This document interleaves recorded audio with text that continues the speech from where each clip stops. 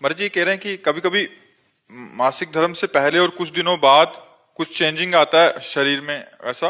तो कह रहे हैं कि काम की अनुभूति होती है महाराज जी, मतलब उसको फिर मेरे जीवन में कोई पुरुष नहीं है, फिर मैं इतना ज्यादा समस्या हो जाती है कि नींद खुलते ही फिर क्रिया हो जाती है, फिर मतलब ये पूरा। उसका सिद्धांत भी है, यह है कि मासिक धर्म के एक सप्ताह के बाद जब पवित्र होती है स्त्री तो उसको वेदना होती है, और सिद्धांत भी है।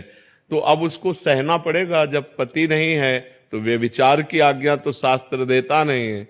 फिर राधा राधा राधा राधा रटकर ब्रह्मचर्य धारण करना चाहिए, ब्रह्मचर्य की भावना पुष्ट करनी चाहिए। अब इधर अपने जीवन को इस तरह से बर्बाद करने से तो कोई लाभ मिलेगा नहीं।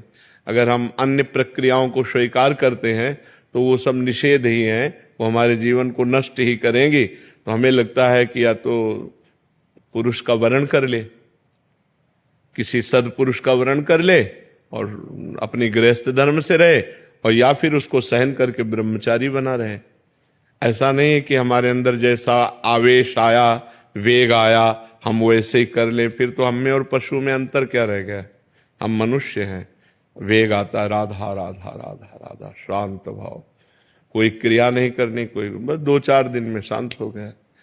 अगर हम अभ्यास करें तो 2 मिनट में शांत हो जाए। ठीक तब होता है जब ज्ञान हो जाता है। तो खूब भजन करो, ब्रह्मचर्य से रहो, भगवान से रो, कोई इधर उधर की क्रियाएं मत करो। और आजकल